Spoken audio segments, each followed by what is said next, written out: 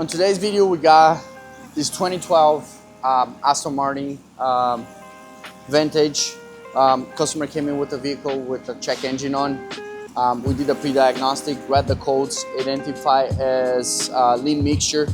Right now we're going to proceed with the test. We're doing some scanner analysis, some of the values from short term and long term fuel term, just to make sure we're going towards the right direction.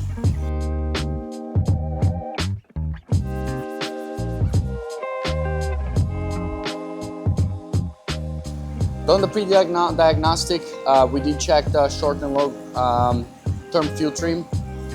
We did get some more information. Now we're going to proceed with some more deep tests, smoke test, and some other analysis.